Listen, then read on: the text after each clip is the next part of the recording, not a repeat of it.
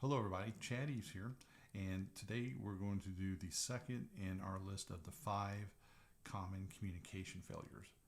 And this is avoiding communication itself and not having the courage to step up and pitch yourself into that role. How you respond to the opportunity to communicate can impact you in so many different ways. The first one is it tells people that you're afraid and that you're not willing to push yourself. Now, you might have a good reason for being afraid.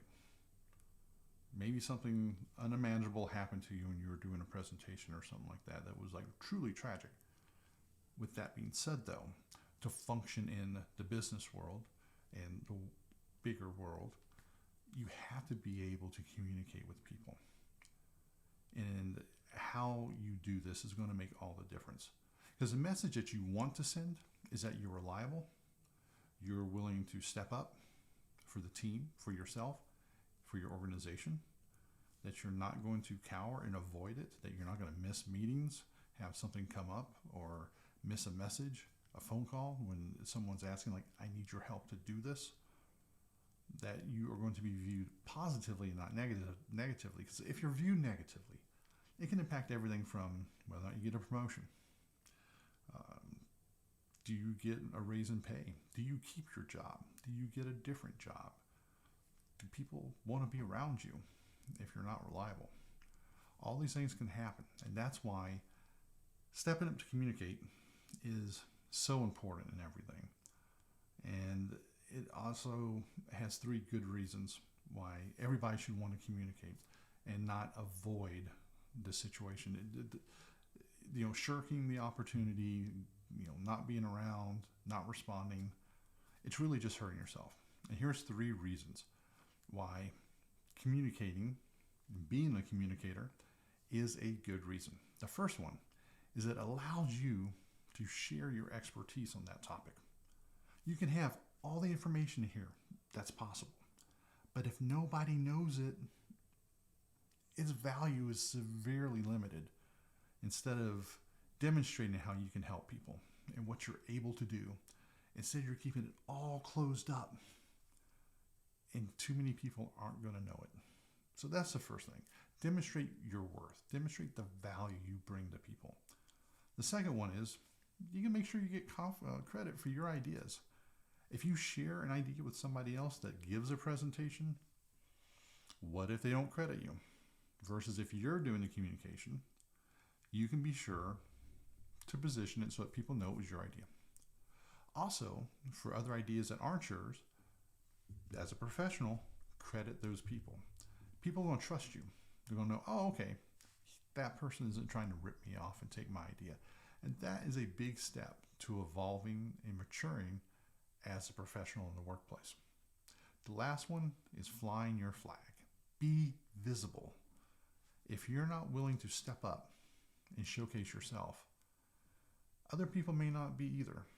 And ultimately, it comes down to each of us to advocate for ourselves. Now, there will be people, maybe you're one of them, that says, oh, well, I don't like bragging.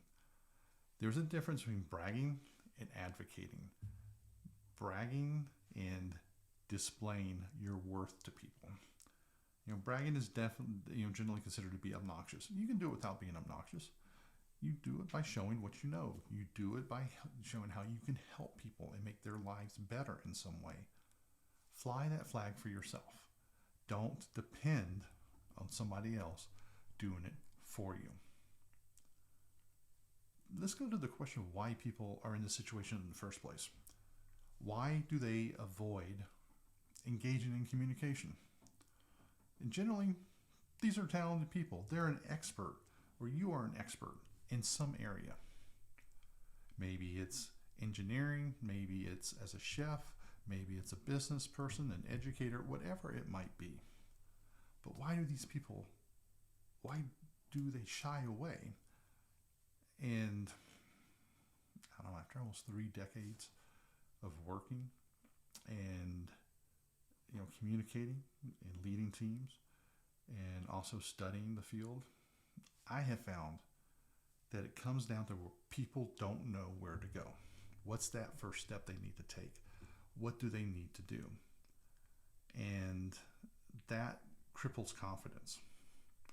When people are unsure of what they're doing for that next step, that erodes the confidence that they need to do anything, including communication.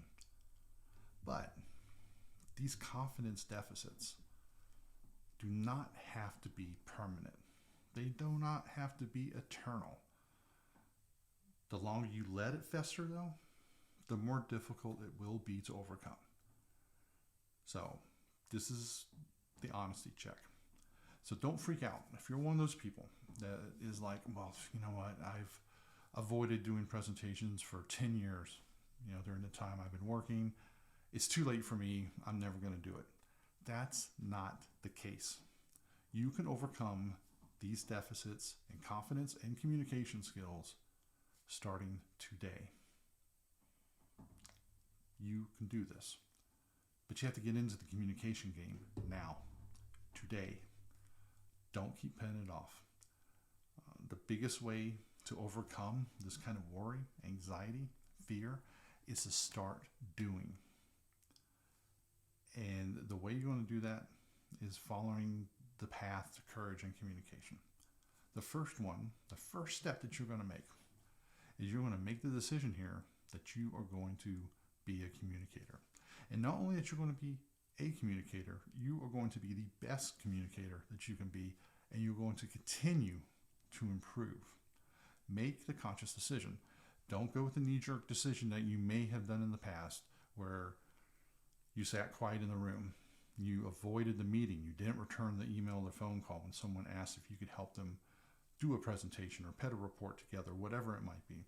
Make the conscious decision that you are going to communicate, and you are going to be a great communicator. The steps of becoming a higher performing communicator: first, you make that decision. Second one, you embrace the opportunities to communicate. Even if it might be additional duty, in a sense, something else you got to do, it's going to help you shine.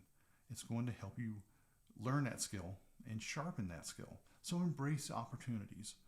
Also embrace the opportunities to learn. Pick up the different kinds of skills that are needed to communicate in the 4 different modes that I discuss in other videos and in other venues. These are typically verbal, written, visual, and kinetic. These are the 4 ways that we communicate, and you can improve it. Work with me, I'd be happy to, or find somebody else, but gain those skills. As you gain those skills, your confidence will grow, especially, and this is important, you practice.